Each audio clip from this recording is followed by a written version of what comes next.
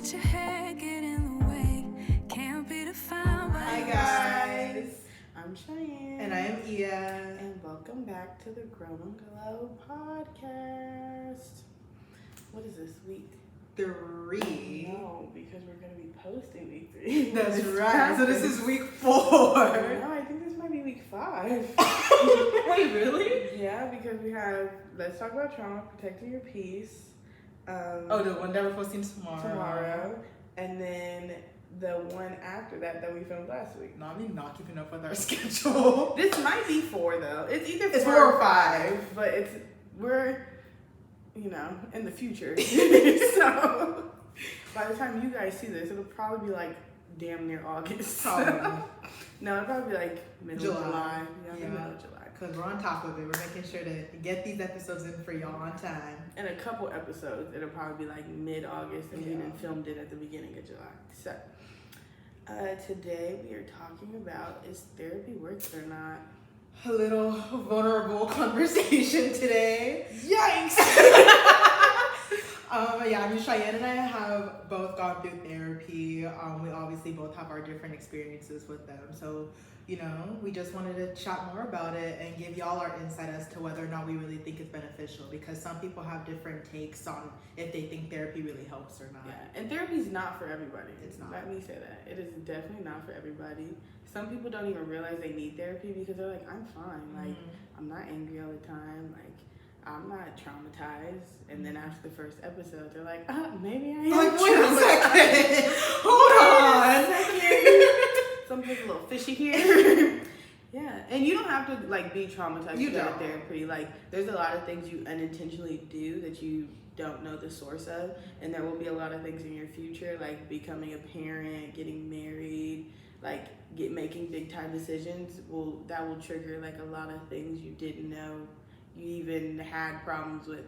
So therapy is a good way to get ahead of things before they start spiraling, and to get back on top of things after they spiral. Yeah, being proactive is super important in your healing journey. You never want to wait until it's too late.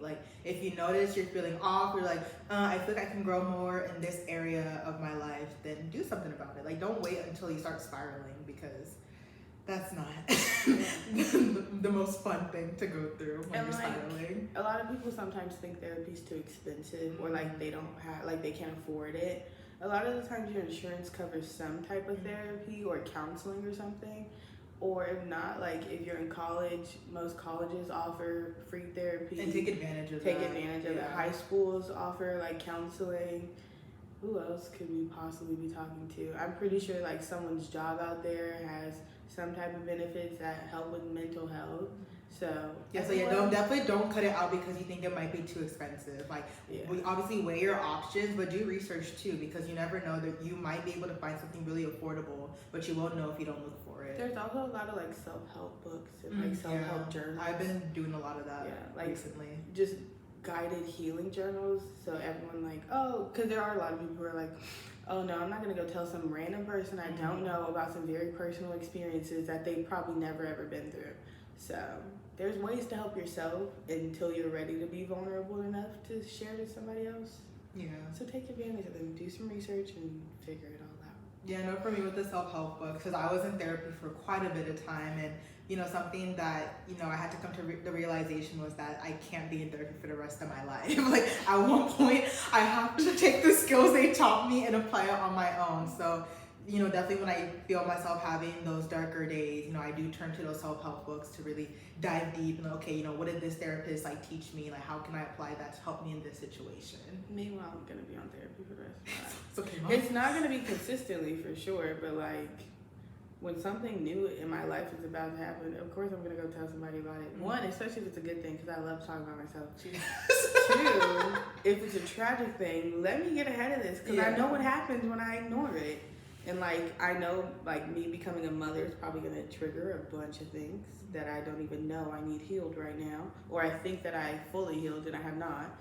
So I'm gonna be in therapy forever, but there's nothing wrong with that, because I know I'm gonna be healthy forever and happy forever. So it may not be forever ever every day, but most of forever. And it's good because we're growing and glowing. Yeah, shameless plug. Okay.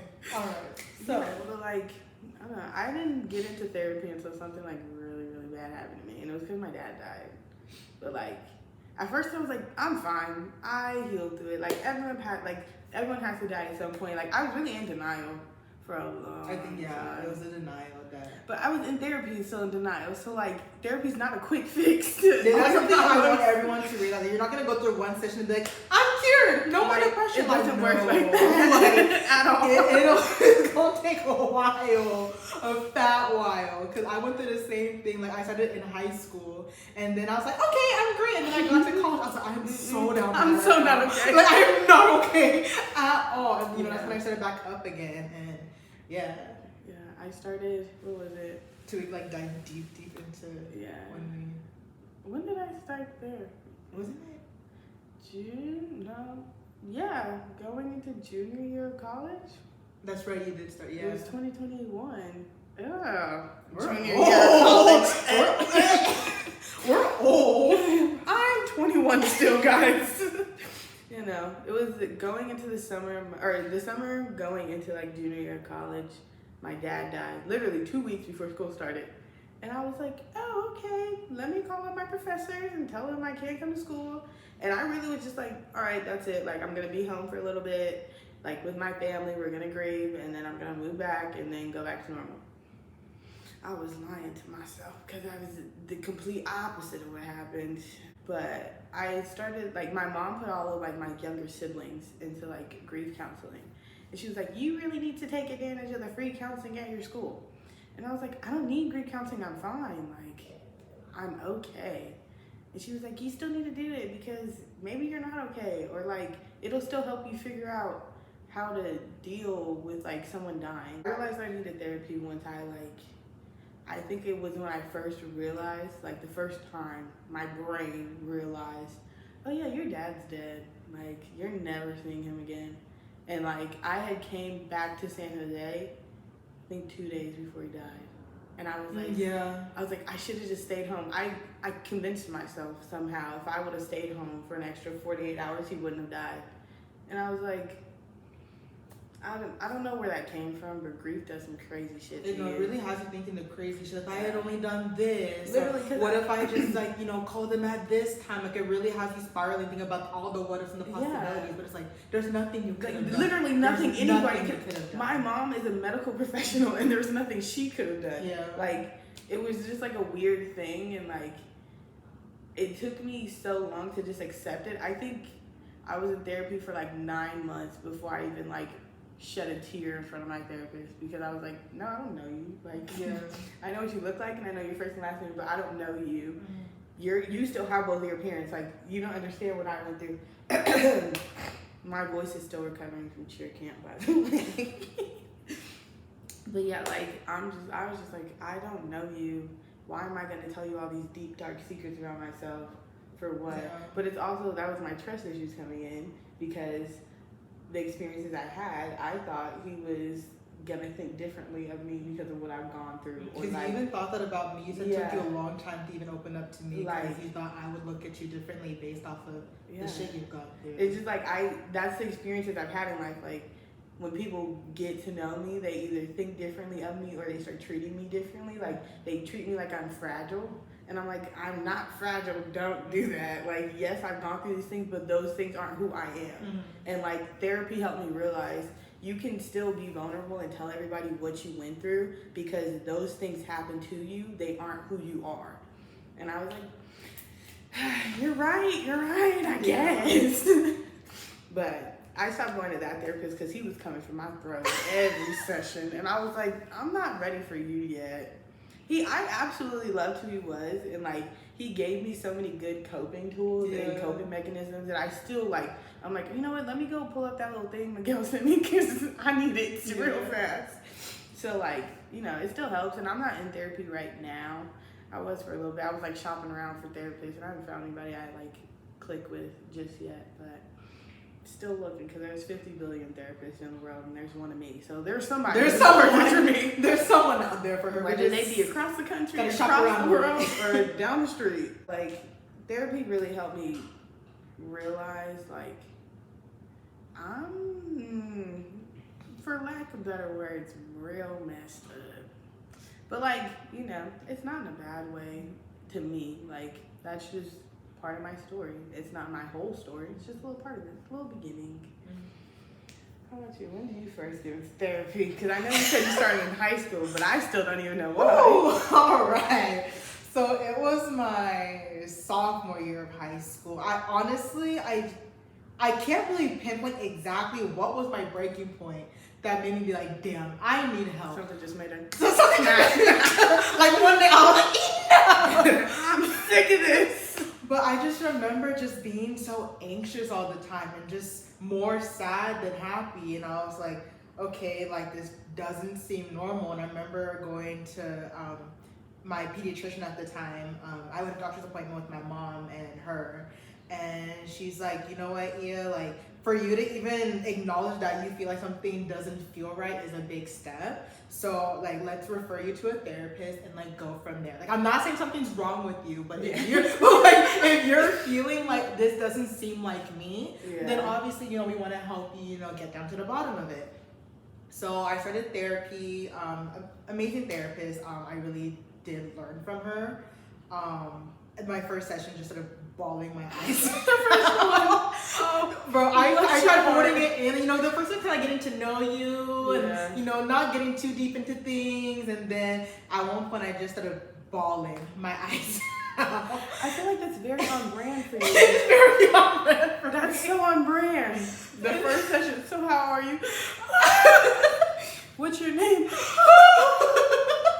Like shoulders bouncing, everything. But yeah, I just remember it was kind of difficult for my parents to get on board with it at first because, you know, I come in African culture, we don't talk about mental health. Like, it's kind of just like, oh, just pray about it. And like, as much as I believe in God, something ain't right up here. There's a chemical imbalance in my brain. I'm sorry, God can work wonders, but I need to go to a professional for this. Imagine your parents being like, pray about it. Like, I did. And God told me I need therapy. But so what had happened was, when I started talking about like a bunch of experiences I was going through in life, we realized that I started masking my like genuine like hurt and sadness with anger. So that's when she was like, Anger management. she put me in anger management. Which, like, if you know her, like, it's so funny because Ia in anger management, you would think I'd be the one who got the anger management. I actually was a very sweet kid. Yes, I threw a couple people across the playground, but not so much that my parents were like, anger management. Because literally anytime we would talk, she's like, how does that make you feel? Oh, that pisses me off. Oh, that makes me angry. Still do that. I still do that. Like, I will never say, oh, I'm hurt. Like, And she'll sad. never say that hurt my feelings. It pissed It me off. pissed me off. Like, It's still, oh, you just pissed me off. No, you're sad. I'm It's sad. okay. So I don't know, like, why I do that. I think it's just like trying to put on a big girl act. Like, oh, I'm not sad. Like, It could be like when you first started associating feelings with words, you associated sadness with like the word anger. Yeah. So you're like, you're pissing me off. My feelings are like, because if every time you're like, oh, it pisses me off. Why did it piss you off? Because how could you treat me? So your feelings are hurt. yeah, Like, yeah. as soon as you start explaining why it pisses you off, You're it's like, ah. your feelings are hurt. But you associate it pisses me off with the feeling sad. Yeah. I wonder who was telling you that in your childhood? Some adult, every time they were crying, that just pissed me off. But anyway, so I did, it was like anger management / mood management. So I mean, it was helpful. I went, I think, once a week. You know, it was in a group setting, so it was beneficial for me personally. I think some people kind of are iffy about stuff like that. They're like, I don't want to be like in a group full, you know, of other people. But for me, I was like, okay, like, I'm not the only person feeling like this. Like, I'm not the only person that, you know, has trouble managing, you know, their emotions. I think I wouldn't be able to do a mood management class. Yeah. One, because if I say I'm pissed off, I'm not sad. And you're thinking, it's because your feelings are hurt. My feelings are hurt and it pissed me off. Like, I understand I'm hurt. I'm just more pissed off than hurt. Maybe you're like that. Maybe. It's like, no, I'm pissed off because my feelings are hurt. I know they're hurt. I understand I'm sad. I'm not going to say I'm sad, but I understand it. Like, Yeah. you get it. You cry. get You're it. like, okay, I know I'm sad, but you still piss me off. Yeah. It pisses me off. You make me sad. And that's why. But yeah, so I did a little bit of that, and after I didn't graduate from therapy because I had turned 18 at the point I came to see my pediatric therapist as an adult. So she was like, you know, this is when we were transitioning into college. So she was like, you know, I don't want you to think that like, you know, you can't reach out for me for additional resources or like please take advantage of anything that like, you know, your school has. I was like, oh no, like I'm good. And then freshman year, I was fine. Like, you know, even though it was like, you know, an adjustment, you know, adjusting to, you know, college life and everything. Like, I felt okay for the most part. Then it wasn't until COVID hit and we moved in together. I was like, I don't know what happened, but I just went from here to just down there. I was very down bad. And I just remember like telling my mom, I was like, I don't feel okay. I recognize this feeling and like I'm scared what's gonna happen and I keep sitting with this feeling. So I reached out to my new doctor and she referred me and everything, and that's when I met my girl Evelyn. Evelyn, we know if something happens to you, call Evelyn. Call Evelyn. I don't care who her current therapist is. Call Evelyn. Evelyn stays on speed dial. Like I remember the first session, you know, again, like, you know, getting to know me and all that stuff. And she was like, you know, I know this probably doesn't mean shit coming from someone you just met, but I want you to know that like you are just so like valuable and worthy. And I just remember bawling. I think in that moment I realized like, damn, like I am like really like insecure, and for the longest time I just felt like I wasn't like worthy or valuable or like anything I did wasn't good enough. And it's like, it's one thing, you know, for all my loved ones to say, oh, you know, I'm so proud of you, I love you, but it's one thing to truly feel that. So I had to really, like, I didn't realize, when she said that, I was like, damn, like, this whole time I just did not feel worthy enough or valuable enough or lovable. So I remember just being like, it means so much to hear you say that. Instant tears. I was just bawling my eyes out. And then, yeah, we were together for like a year and a half. We did a lot of like, deep diving into my childhood, you know, like, you know, why I react a certain way I do in certain situations. We realized like some of my hurt was coming from, you know, past like debts I never fully like, you know, dealt with, or, you know, all these expectations that have been put on me since I was a kid. And, you know, seeing, you know, people, you know, my friends, you know, in loving relationships and not being in one, I just truly did not feel like a lovable person, no matter what people told me. So yeah, we did a lot of work on that. That apartment building, if those walls could talk. And it's funny because like if you had seen me, like I would like go from a therapy session bawling my eyes out, and like 5 minutes later, like I'd hang out with you or hang out with other friends. You wouldn't have thought like that's what was going on in my room. I mean her, she reads me pretty well. But like anyone else like I hung out with afterwards, like you wouldn't have thought like I was going through all that. Like I was really like down bad because everyone always views me as, you know, this happy-go-lucky, sweet, you know, amazing person, but really like I was suffering like really bad. I think that's why me and you are such close friends, because we really saw each other for who we are. Not like, oh, everyone sees me as this really happy person or this really moody person. It's like, no, this is who Ia is, and if you really get to know her, you can read her really well and give her the support she needs. So if someone's always like, oh, Ia's so happy, there's nothing wrong with her, all I gotta do is look in her eyes. I know she cried before coming here today. Look in her eyes and she's like, how are you? In like a nice way. It's always gonna be like, I'm okay. I'm good. It's always just a deep inhale and it's like, I'm good. When really it's like, look in those eyes. Those eyes never lie. My eyes tell you everything you need to know. Yeah, but like we really went through like the darkest times of our lives together, which is so crazy. It's crazy. It's been 4 years. And I remember, like, you know, when I first, because my therapist had, I think she was, like, switching practices or something. I forgot exactly what it was, but she told me she wasn't going to be my therapist anymore. And she was like, you know, before we start a session, I want to let you know this. Like, like where's your head at right now? Instant tears. Instant tears. And I think the instant tears were coming from the fact that I was like, okay, like I know I'm doing better, but like, I'm scared if I'm gonna regress when I can no longer speak to you or have access to you.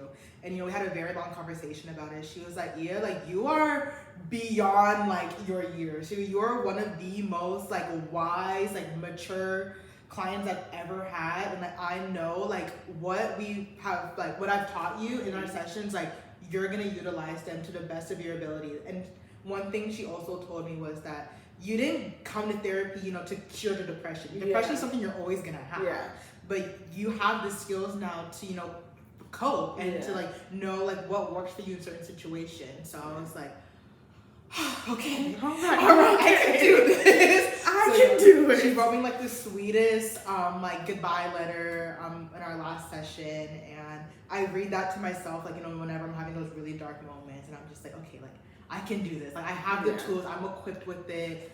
But yeah, it was just really interesting. Like I was like, I am so used to having this person to talk to weekly. She's seen like the nitty gritty of me like for a year and a half now. Like I'm terrified. Like will I really be okay without her? So yeah, I mean now I'm doing good. I think I'm doing better. Like I'm not again like depression is something I'm always gonna have. Like it's not gonna go away. But at least I have the skills to cope in those moments, and I feel comfortable opening up about it and reaching out to y'all, if I'm having like a really tough day or week or month. You identify it more. You're like, I'm not having a good time right now. But it's good. I love you all. I love you. Talk to you later. Yeah, no. My therapist, like, I realized how, like, why I'm not a words of affirmation kind of girl. As much as I thought I was originally, because some of the stuff he would say would like trigger me, and like it wasn't intentional. Like for him to be like, "Oh yeah, like you're such a strong person, or you're so independent, you're so wise." Like everyone told me growing up, "Oh my God, you're like so mature for your age." That triggers the fuck out of me. I hate when people say that because I don't care. I don't care how pure hearted it is, because like me being mature for my age forced me to be way too independent too fast. Like my parents never worried about like, oh, like can Cheyenne do this? Can Cheyenne figure it out? Because they knew she's smart, like she got it. Even people who are older than me who are like, okay, you live on your own, you have your own car, you're successful, you're ambitious, like how do you do it? And I'm like, that's just how I operate. Like my brain is just like this. And my therapist, I was like, you can't tell me things like that. Like I'm at least aware enough to know like what you're saying is triggering me. So he was like, people can't just not give you your flowers. Like, you can't tell everybody in your life. You can't tell me how, like, all these great things you think about me just because it triggers you. Like, you have to figure out why it triggers you and let it no longer trigger you. And I was like, all right, and this is why I'm not talking to you anymore. To be fair, I decided to take a break from school, and that was a school therapist. So I was like, let me go find my own. And the other ones, I haven't found one who clicks yet. Like, I think that's another thing. Like, you need to find someone who, I guess, is on the same wavelength as you. Honestly, like I got a vibe with you. Yeah, because I think from the two therapists that I have, like as much as I loved my pediatric therapist when I was a teenager. I don't know, something about Evelyn and I was just like, you just need to find someone. It didn't feel like she was my therapist. It really felt like I was talking to a homegirl. And I'm like just checking in weekly. But she had so much like wisdom, in our sessions. I was just like, damn girl, can I get you on speed dial? Can we like besties? It's just it didn't feel like I'm just like sitting like in a room like getting diagnosed the whole time. Like right now, I think I've gone through like 3 different therapists. Really? Yeah, but it's only like 1 or 2 sessions each one because like if I'm gonna, because I don't have enough time to like go drive to a location, sit there for an hour and drive back. I'm a busy girl. I got stuff I need to do. So I'm like, give me somebody online. That also broadens who I can get in contact with because now I have access to therapists across the U.S. and not just in California. But like every time I feel like, I have to set up the Zoom, talk to this person. Like I want to feel like I'm on FaceTime with my homegirl, or like with my best friend. Hell, I want to be on FaceTime with even my mom. Like I don't want to feel like I'm talking to some random stranger who's just like writing stuff down. Like, cause I feel like when you're just sitting there writing and not talking to me, you're judging me, and I don't like it. Like, that's it makes me feel gross. Yeah, that was the one thing I really loved about my old therapist, because like literally eye contact the whole time, like not like writing stuff down about every little thing I said. Like we were having a genuine conversation. Yeah, I also have very high expectations for what a therapist is because of who my first therapist was. Yeah. Like, he did such a phenomenal job of like really taking the time to get to know who I was and what triggered me and how can we fix it. And like, we weren't able to get through everything just because like the short amount of time. It was literally only a year. I think maybe a year and some change. But like, even like over summer break, he'd be like the school doesn't offer it, but do you need therapy over the summer? Like, I'll give it to you for what you like, if you really need it. And I was like, no, I think I'll be okay, because it was after a full year. I was like, I think I'll be okay. Like, I'll use the tools you taught me. And then he decided, like, oh, I'm gonna give you my personal cell. Like, if you need anything, just call me. And like, I didn't need anything, so I just sent him a text at like the end of summer, like, oh, I had a great summer. Like, thank you for everything you taught me. And then that was the end of our like chapter together.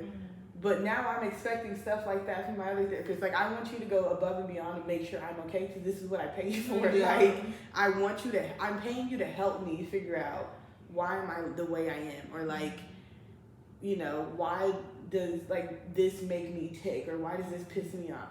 So I just have way too high expectations, but also like, I know there's somebody out here who's gonna meet that and then some. So I don't know, I feel like shopping for a therapist is looking for a boyfriend or something. No, like looking for a therapist is literally like looking for a relationship, because you're about to get into a committed relationship with these people. No, it's not romantic, but like they're still gonna know every like vulnerable bit about you, more than you would probably tell anybody else in your life. So you also better be comfortable with them. Yeah. Also finding, I don't know, for me personally, I felt like having a minority therapist was super important. Yeah. Like, not saying, because my pediatric therapist when I was in high school was white, and then the one I had after that was Hispanic, and I just felt like her and I just connected more because we understood, from that minority standpoint. Like, there were things that her and I have gone through, through our lifetime that, my white therapist never went through. So I feel like,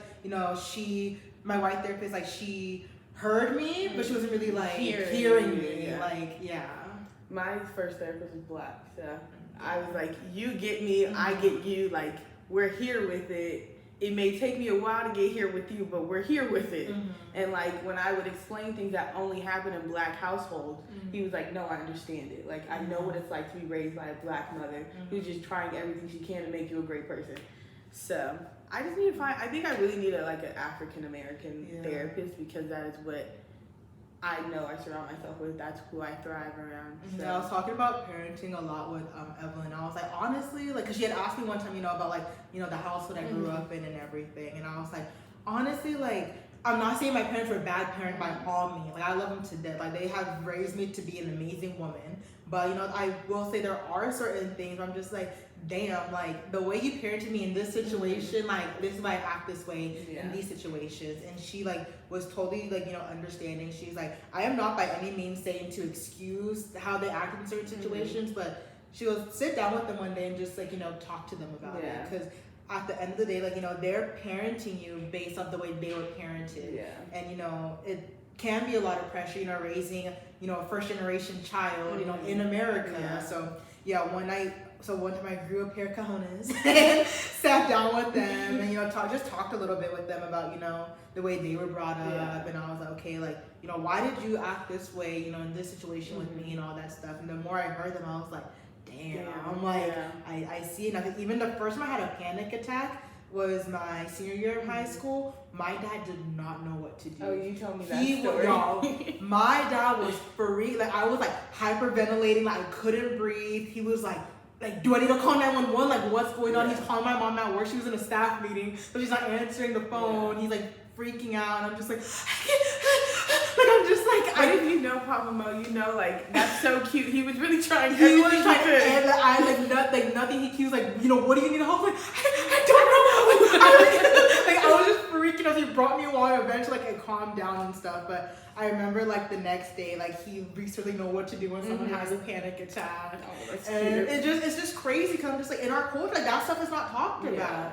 So, you know, it was really difficult for them to understand, like, okay, like, why is she so depressed? Why is she so anxious? Like, is it us? Like, are we not good parents? And I told them, like, no, you guys are amazing parents. Like, you guys gave me an amazing childhood, but I'm not gonna sit here and say there aren't certain things that affected me today as an adult.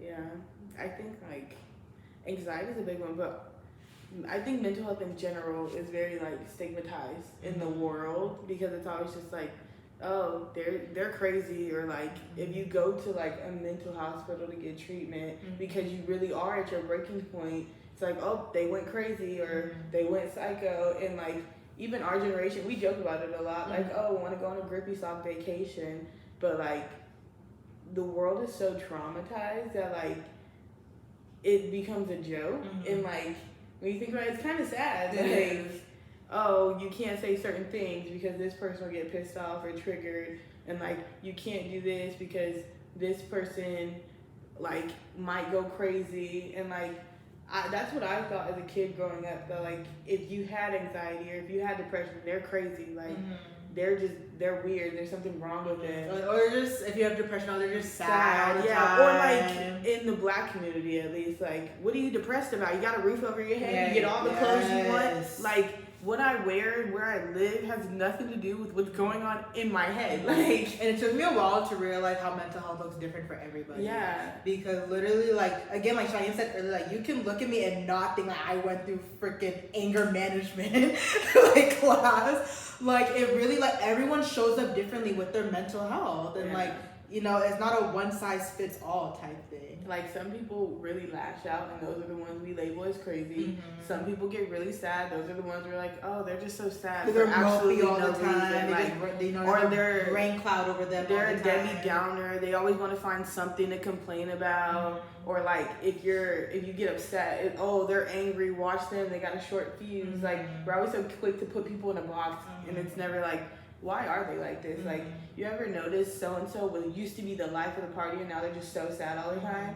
Like, people don't ask those questions enough, or they don't ever go check on their friends and be like, how are you? Like, really, how are you? Not, oh, how are you kind of thing. Because like, obviously, if anyone asks, you know, how are you? Your first instinct is like, oh, I'm I'm good. good. Like you're not gonna be like, girl, I was going through yeah, it like, this you don't week. even think about You the response. don't, It's just like- like, oh, I'm good. Yeah. And especially like with me at work, I'm just like, I'm good, thank you. Like, that's just my instinct whenever anybody in my personal life asks me, how are you? I'm just like, oh, I'm good. Like, you know, that's it. You don't need to know. I started being a little bit more honest though when people ask me that. They're like, how are you? And I'm just like, I'm hanging in there. I don't even say that anymore. Like, really? Because if I'm not hanging in there, I'm not. See, I feel like I've been saying that because I genuinely have been hanging in there. But like, yeah, I've been trying to be like more open about how I'm actually feeling. Not just like, oh, I'm good. Because But, like, like, sometimes I'm not good. yeah, Like, even I've noticed like, not with you, but like when people are open, like trying to be more open, they'll just be like, oh, I'm doing okay. Like, it's never, I'm not doing okay right now, or I'm doing really bad, or I need some help. It's always like, oh, I'm hanging in there, trying to figure it out, just trying to get through the day. Like, it's always in a joking manner. It's never like, no, like, I'm really hanging on by a thread right now, or like, I might call like a 5150 on myself after this day. Like, you know, people should just start being more honest, and then You know, you it's get crazy. good feedback. I had a friend ask me, I was in bed one day, just like, I don't know, he could just tell that something was off, and he was like, are you like going through like depression right now? And I was just like, no. Not why like would you why would saying it like it's a menstrual cycle. No. I'm going through depression right now. Are you going through depression? I'm always going through depression. I am depressed right now. Yeah. We're having an episode. And I was like, no, like what makes you think that? And he was like, when's the last time you did this? Like, when's the last time you did this? Because you know that those are stuff I genuinely love. And I was just like, I don't know. It's you know what, play? It's actually been a while. Actually, I can't remember. But you know what? I do appreciate friends who you know who can like read me like a book and be like, she's not okay. Even though you hate it. You I absolutely hate can't it. stand I hate it when people can just. It's so funny. Every time I tell her about herself, she's like, Like, I'm like an angry toddler. literally. And it's like, you spend too much time with these kids. If your first instinct is, that is like, you're right. Like, even if your words are mature, your body language is like, why are you right? Like, yeah, I'm sad. But I'm like, just let it out. Yeah. You're sad. It is what it is. I'm not gonna do it. Not me. No. I'm not gonna do it. No. But you go ahead. I do open up when I like actually need it. Like if I say I'm like not having a good time and you guys find out like later, that's just because it wasn't that deep to me. Like I just wanted to be. I say I'm being dramatic, but sometimes I just really want to feel what's happening to me and then let it go. Like I don't want to talk about it. I just want to feel it, acknowledge it that it's there, figure out the source of it, and then that's it. Because sometimes that's all you need. Just sit in it and let it happen.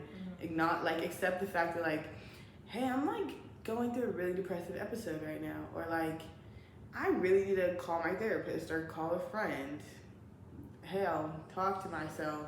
I talk to God because I'm like, if anybody know my heart, it's him. And he gonna know, he's the best therapist out there. He's gonna know me better than anybody. I knew my coping skills were working when my mom had triggered me one day.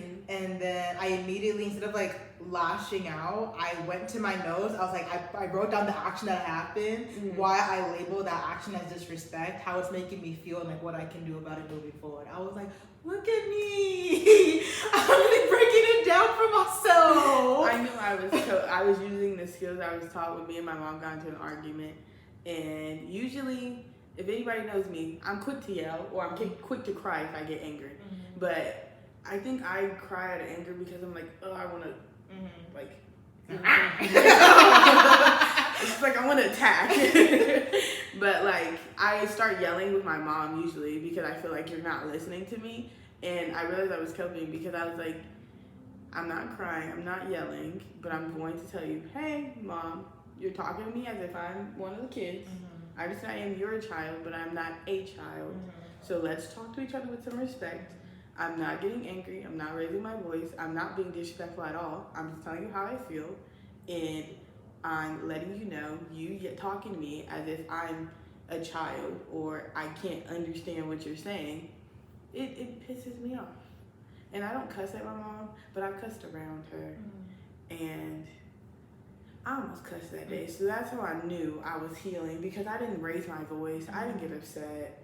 I was just like, listen, I need you to talk to me like an adult. Like, take the me being your child out of this equation. Talk to me like I'm an adult. And we can figure this out together. And I think that's an issue a lot of minority, like ethnic households have is like, you know, trying to stick up for ourselves and be like, you know, I'm your kid, but I'm not a kid. Like, you're going to treat me as an adult. Or even like, when you are a child, it's like you expressing how you feel, expressing your opinion. It's always, oh, stop talking back, or don't be disrespectful. When it's like, okay, you just told me how you felt and your opinion on the situation. Why can't I do the same? If I'm not raising my voice, calling you out your name, or saying something rude, I'm just simply saying, well, I think this is unfair because X, Y, and Z. Why? Like, how is that disrespectful? Because in a courtroom, you're doing the same thing. That's not disrespectful. When you go try to negotiate with a boss, you're doing the same thing, and it's not disrespectful. But when a kid does it to a parent, it's like, oh, you're questioning my authority. Like, and that's something I noticed, like when I was a teacher, like, you know, I had to like really take a step back in those situations. You know, when a kid would talk back to me, obviously the African in me is like, how dare you? Your peers think to raise you better than this. But then I'm just like, I think about, you know, to little Ia, like, you know, not being able to, you know, voice her opinion. So I'm just like, okay, I understand, you know, you're upset. That's why you're screaming at me. But I cannot help you if you're speaking to me this way. So let's both take a step away from each other to work calm, and let's talk about it again. I did have a kid one time, you know, I was like, please like talk to me when you're calmer because I can't help you if you're like this. And then a couple minutes later, the kid came to me and was like, Miss E, I'm calm now.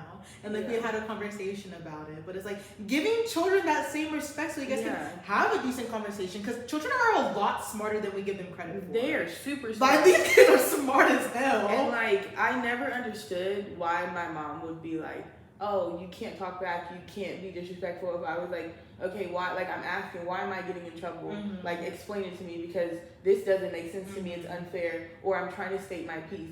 And I was like, I never understood it because I was like, Mom, you were the one who told me and encouraged me. I was that why kid. Why is the sun yellow? Like, why is the sky blue? Why do you do this? Why do you do that? If you know I was like that as a toddler, why would you expect me to just suddenly change as I'm growing into an adult? Like, oh, I'm not going to ask why questions anymore. No, I still ask them. I just ask them in a different format now. And I'm asking you, like, how is it that I get in trouble for doing this when it wasn't, like, rude or bad or anything? Or, like, my mom always said she thought I was going to be a lawyer. So when I'm trying to state my case, you're getting upset for all the things you saw me do naturally as a kid, and you encouraged. Like, my mom encouraged the why until I became a teenager. Then it was like, oh, it's the attitude, it's the disrespect. No, you're just not letting me be who I am. And now that now that that happened, I don't tell anybody how I feel about anything.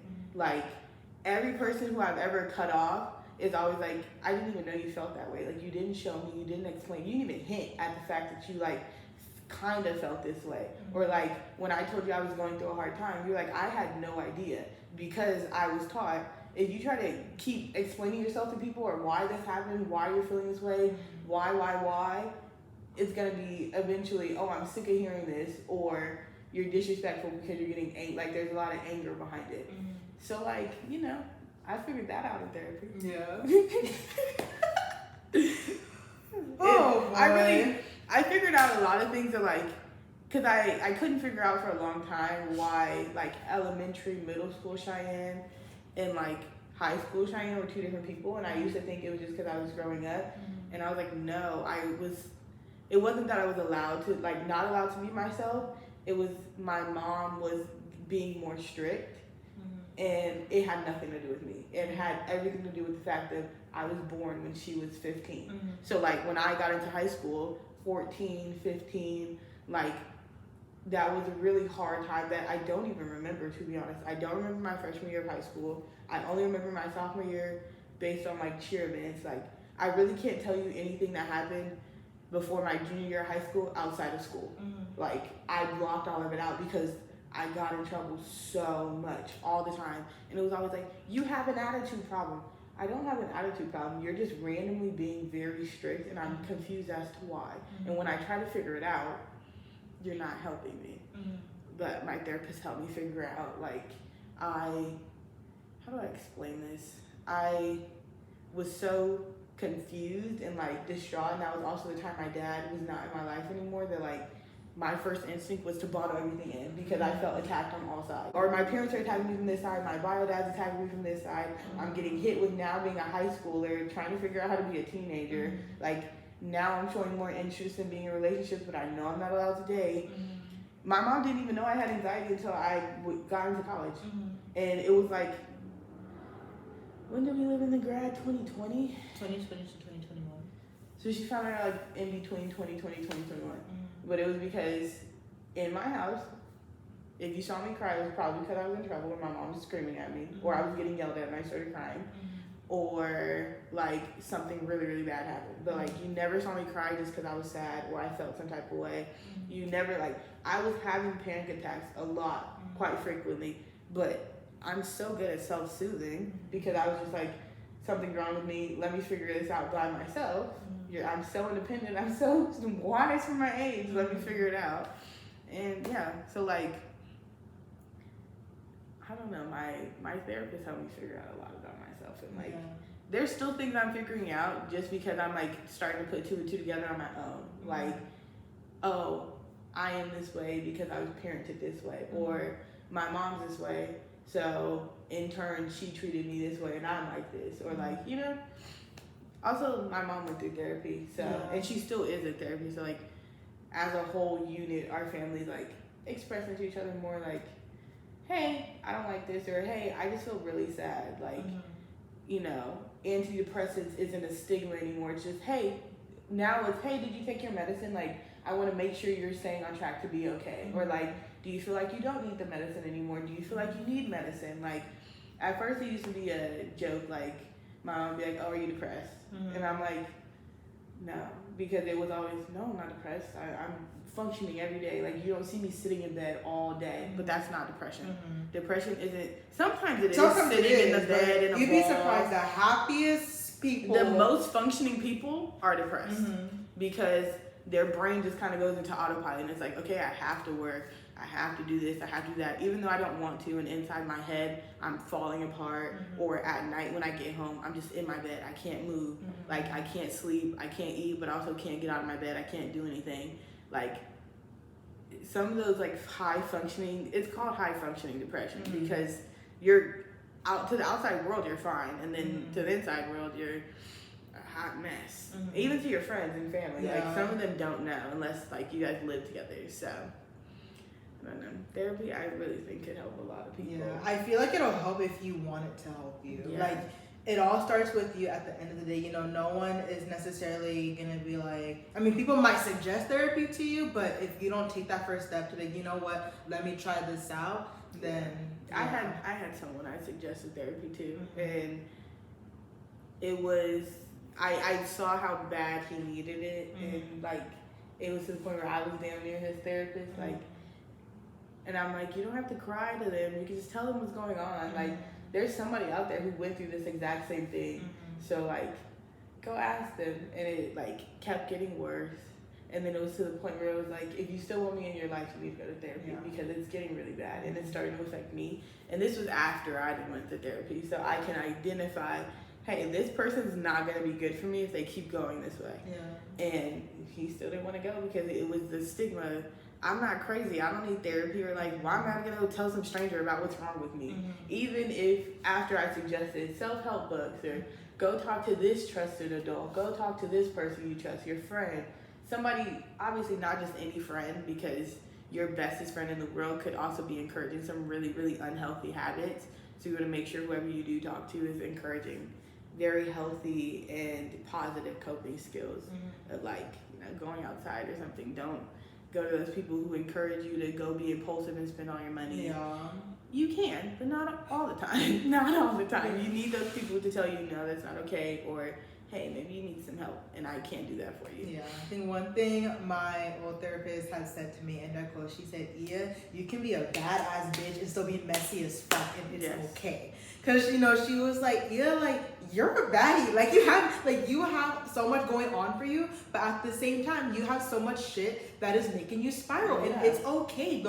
All those qualities about yourself can coexist with one another. There's nothing about you that needs to be fixed. Like, you're not coming to me to get fixed. Like, you're here to embrace every single part of you. It's literally the duality of being a person. Yeah. You can be the most ambitious, most successful person ever, but you could also be spiraling and have some really, really messy shit going on. But that doesn't mean you're still not ambitious. That doesn't mean you're still not successful. You just got some shit you gotta work through. Like, I don't know. I think just learning to not let my depression define me as a person. Like, just because I have depression doesn't mean, you know, I'm a walking rain cloud all the time. Like, I'm a badass bitch. I have just like, I'm a college graduate. I'm a full-time working woman. I got a podcast now. Like, I have so many like friends and family that, you know, are so proud of me. Shit, I'm proud of myself for, you know, the amount of growth I've gone through. Like, I have so much going on for myself, but I also acknowledge the times, you know, damn, I'm kind of going through a hard time right now, but it's okay. Yeah, it's like, alright.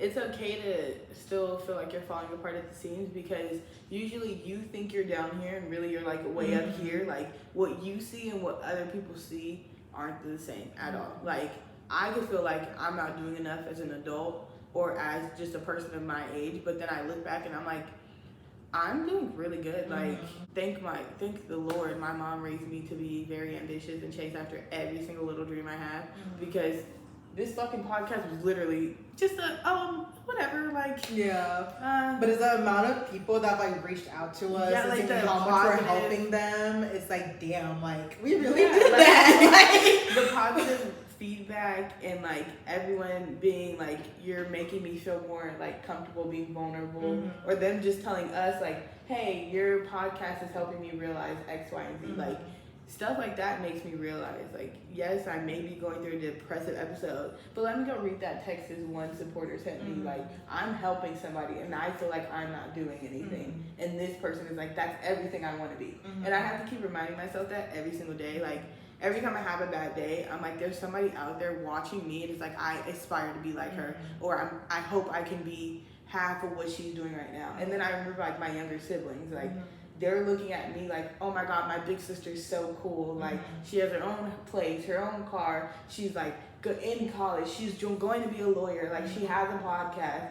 So like stuff like that keeps you going also, not just therapy. Yeah, and we understand that, you know, opening up is not an easy thing to do at all, but therapy is not for everybody. Yeah. And that's okay.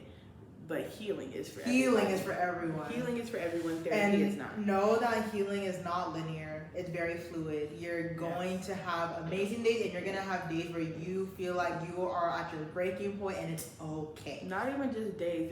There will be months, years that years. go by where you're like, I am okay. I'm doing so good. Look at all that's happened to me. And one little thing could literally just flip the course of it. But that doesn't erase the years that you were doing so good. It's just a tiny little part of something that's happening. You're becoming a better version of yourself every single day. Even if you feel like you're not, you are. Yes, and I hope what everyone gets out of this episode specifically is just because therapy isn't for everyone doesn't mean healing isn't for everyone, because everyone in some aspect can heal, and you can figure out how to do it, and eventually somebody you talk to will be kind of like a therapist to you in a sense. So, yeah. Not me getting affirmations. I free myself of anything that prevents me from living fulfilling, and what's the rest of it? Because it doesn't show all the way on my watch. That was a good one. Write that down. Okay, hold up.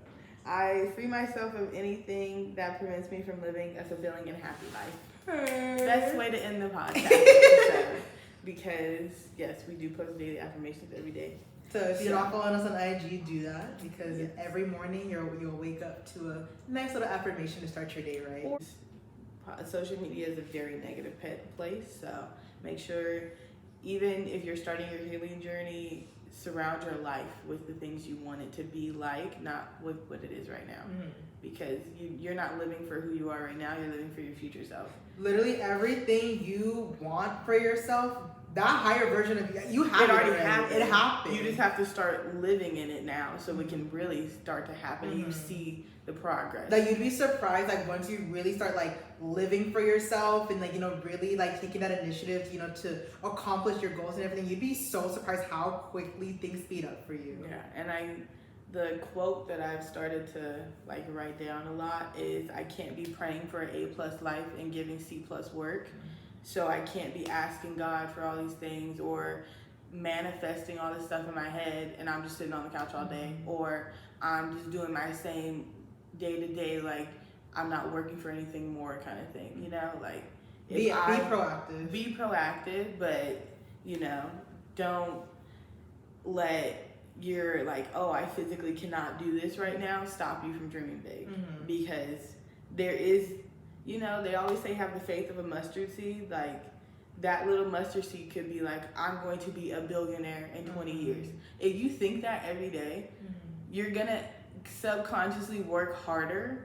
So in 20 years, you really will have $1 billion. But that's because when you look back, you've been working your ass off for 20 years. And trust me, what you want for yourself, God or whatever higher power you believe in wants that for you too, and then some. Like, it probably already happened. You only have ideas because it's possible for you. Like you would not be having those thoughts if it wasn't possible. Like, if God didn't feel you were capable in some way to do it, He wouldn't give you the idea in the first place. He's never gonna give you something that you can't have. And if it's something that you want, He's gonna give it to you. You're always gonna get what you want. But it's gonna show you that you don't need this. You want it, but you don't need it. I have something over here that's way better. Something on the side that's way better for you, and you don't even realize it. Like you were my friend that was way better, and I didn't even realize it. Don't make me cry. No, for real. Like, no simp shit. I'm a pimp all time. But like, when I graduated high school, I was like, I'm really starting over from nothing. Like, I don't have any friends up here. I don't know anybody up here. Like, I knew a few people, like, from when I was little, like, but I wasn't like close with them. Like, I knew them, and I knew, like, if I needed anything in San Jose, I could call them, and like, I'd be okay. But I was like, I literally just cut my best friend off. Like, the person I go to for everything, I just cut her off, like, abruptly. So what the fuck am I gonna do? And then the second day, probably not even a full 24 hours yet, of me living in San Jose, I meet you, and we're inseparable. God said, here you go. And like the way me and you are is not like me and her are considered literally like that's just how I treat an acquaintance. But like me and you is really like, no, this is like my soulmate. For like, lifers. I was like, I found my soulmate.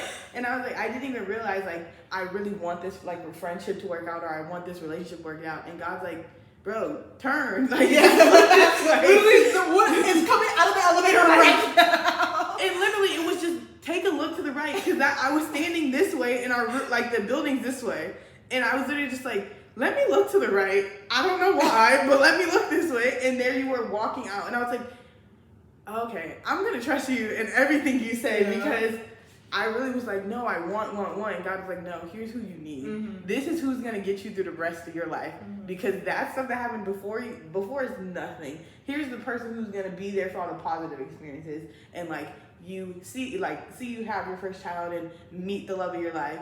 Those people were there for all the bad relationships and the traumatizing shit. Nobody wants to deal with all that, because that's all they know. Like all of those friends, or the ones that I'm not friends with anymore, all they know is the sad part of me, or the traumatizing rebel bad girl Cheyenne, who was not that I'm a no, I was sneaking out and all that stuff. I mean, I wouldn't consider it sneaking out because my mom knew I was with friends. She just didn't know what we were doing. Yeah.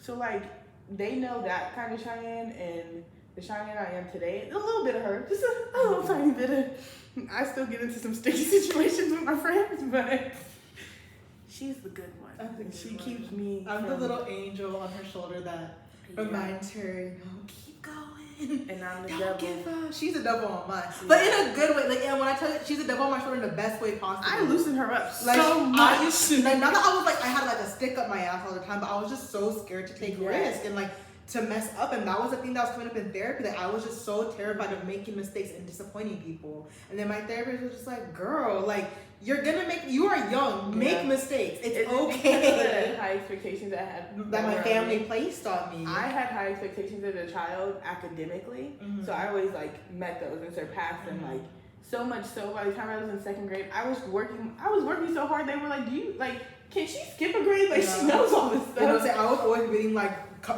multiple grade levels above my grade level. I was in like third grade and I read a whole Harry Potter book in 2 days, and I was like, light work, like nothing. For real, it was just like, I'm at my grandma's house for the weekend, gonna read a book. Like I was in 3rd grade, but I didn't have really any expectations on who to be as a person, because it was just like every kid grows up and wants to be like their parents. I always grew up wanting to be better than my parents, because my mom's better than her mom. Not in the sense that like my grandma is a horrible person. It's just every generation you want to elevate. So that was always my mindset. My mom accomplished this goal and broke this curse. I'm gonna break this one. I ended up breaking all of them. Well, most of them, but like I didn't have any expectations for myself as a person after high school, because it was, as long as I don't have a kid early, I graduate high school without a baby, and I go to college immediately. Those are like the 3 things I always thought about my entire life. Like, here's what I need to accomplish in life to break these curses. And then after that, I was like, now what? Like, anytime I was like second guessing something, Cheyenne's just like, girl, just do it. But that's because I had to start living my life in high school. Like, now I met all the expectations. What else am I supposed to do? Which is why I always tell you, what's the worst that can happen? They say no. Because rejection is the worst thing that can happen. Even if it is said in a mean way, it's still rejection. Yeah, but rejection is a redirection. That's something I'm really trying to teach myself. Like, whatever I want, God's like, no, I'm going to give you this instead. Yes, rejection is definitely redirection, because every time God closes a door, another one opens. It's because He's opened another one, and a window, and an air vent. Because it's your car door shit. It's for real, like everything. Like you're so caught up on like this one little window in a door in a hallway, and He's like, I just built you a whole house. Like, girl, go down the street, damn. Go down the street and take a left. It's over there. Like, you're not gonna get what you needed cramped in this little hallway and keep your mind little. But like, you don't even realize you live your life like that until you really get help or get therapy. Like, it exposes you to really good parts of yourself that you absolutely love and you never want to change. But some really the bad ugly parts of yourself. and the ugly parts. I don't love this about myself. I don't love this about myself, or I don't love this that this happened in my life, or like I don't love that this is part of my story. Because at the end of the day, it's a story. Like every fairy tale has its ups and downs.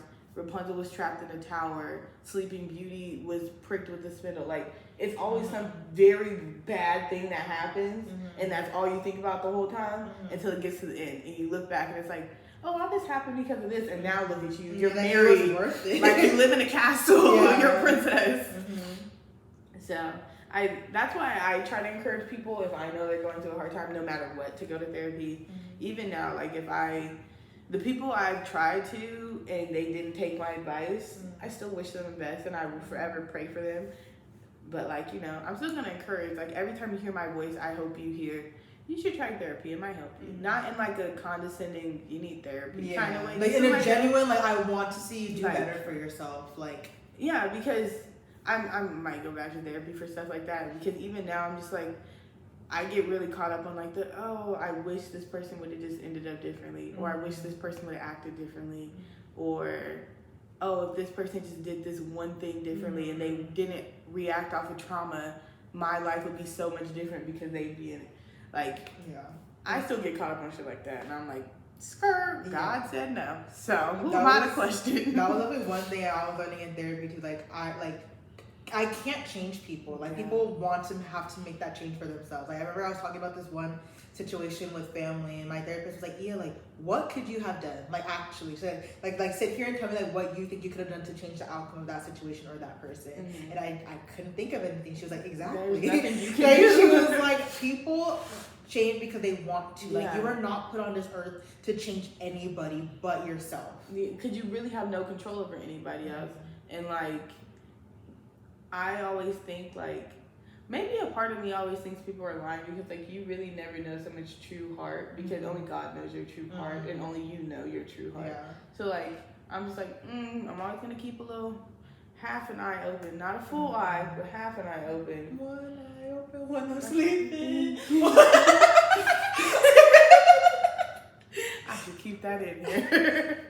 But yeah, like I think that's why even like people I don't talk to anymore, like I think like, you know, that they'll always have a special place in my heart, because I'm always gonna be wishing them well. I'm always gonna want better for them. But at the end of the day, you know, I'm like, God took you out of my life for a reason. And if it means I never speak to you again, if it means you come back into my life when you heal, who knows? But I'm not gonna sit around harping on like the what ifs. Like I'm gonna live my life for me, not in hopes of, you know, certain things. Like, I hope you come back and you figure it out. I hope you get it together.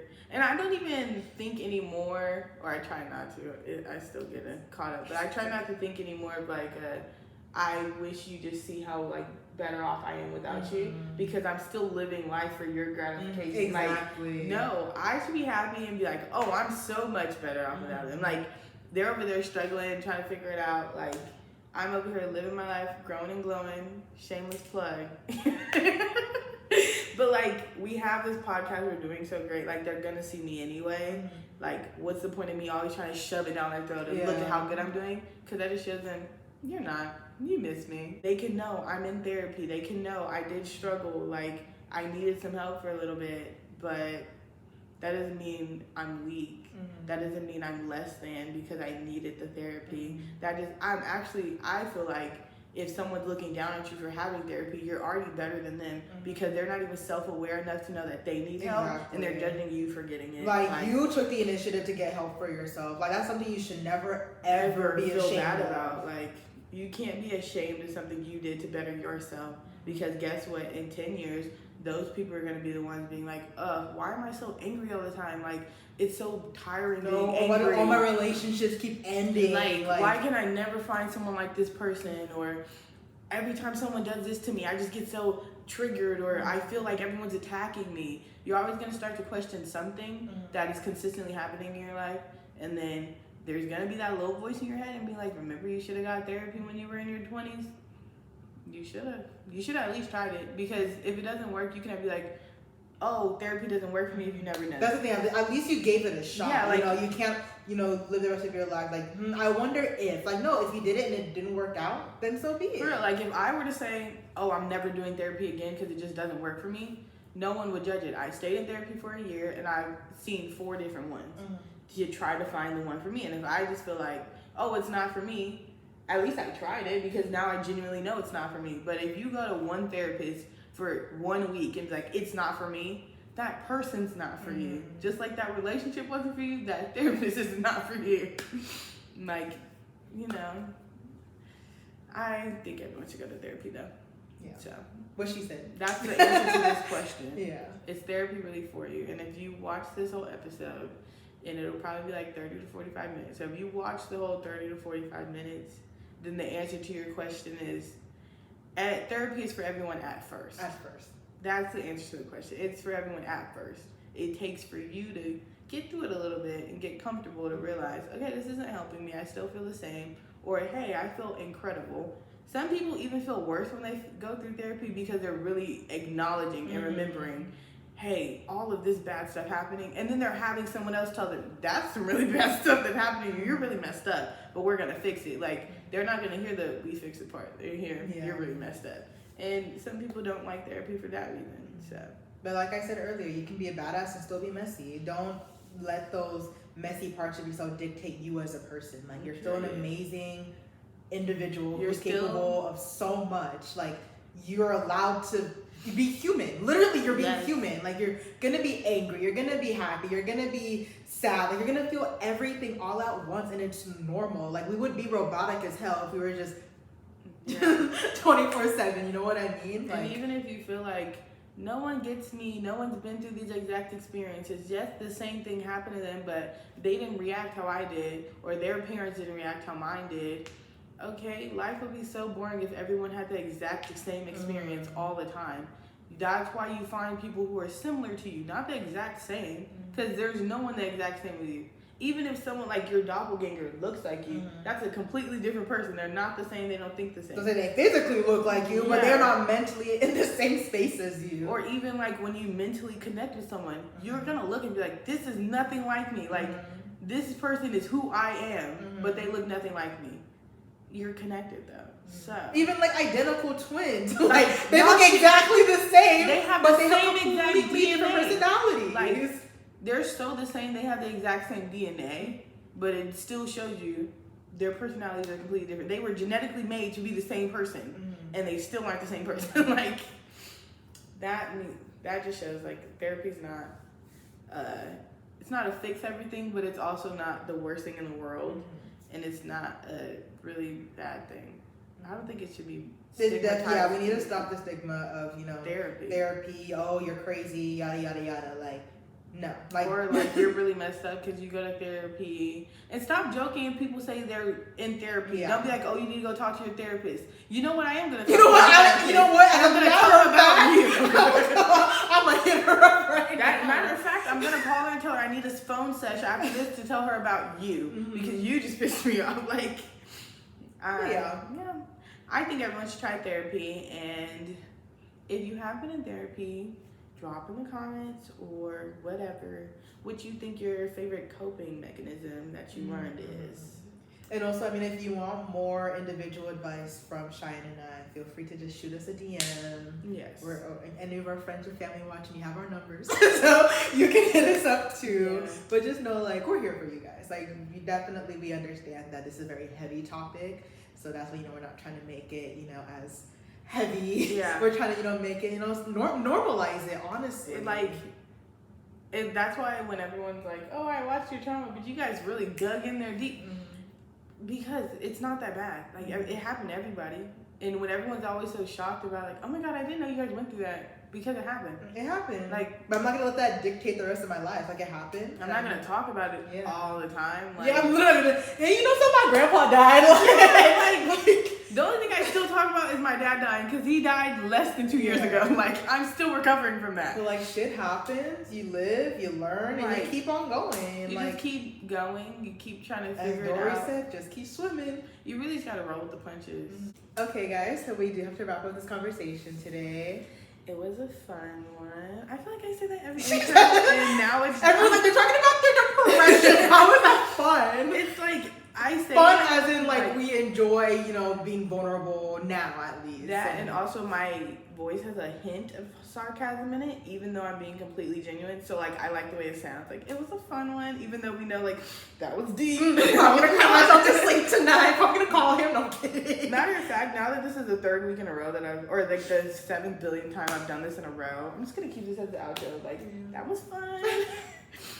Next week we are gonna do a fun episode of like tattoos or taboo, because it may not look like it, but we're yadding. You know, you can't tell right now because we're close. No, I'm kidding.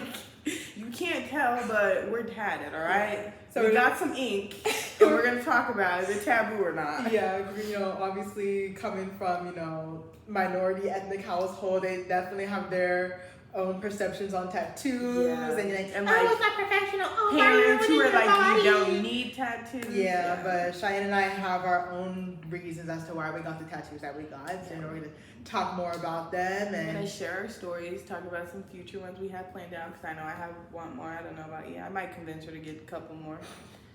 I probably can get 2 more out of her by pure impulse. 4 if we plan it.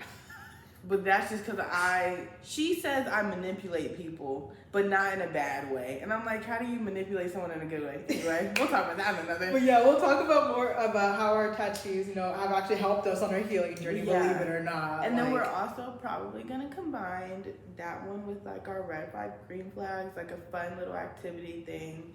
Like, hey, here's all my green flags, but I have a lot of red flags, or I don't have any red flags. Okay. Yeah, so we can't wait to see you guys next week, every Sunday at 10 a.m. YouTube and Spotify. Shameless plug, because you guys should be watching it. And if you're not watching the podcast or listening to it, what are you doing? Literally, what are you doing? They're literally like no more than 40 minutes. Literally. Sit down and watch. Listen to it while you cook. Yeah, but like put it on while you cook. Listen to it on your drive to like work and your drive home. Maybe listen to it when you're falling asleep. It could be your white noise for the night. Like you don't have to listen to it all the way through, because we do know our topics get a little heavy sometimes, and maybe you can listen to it in segments. yeah, maybe. even if you don't like feel like, oh, that happened to me, you're gonna get triggered probably. So we hope that you guys are learning a lot from us so far and are able to connect and feel safe with us. yes. It's only uphill from here. And I hope everyone at least goes to therapy once in their life. And if you already went, you get a gold star because you're ahead of everybody else. Golden noodle. All right. All right, Bye, bye. guys.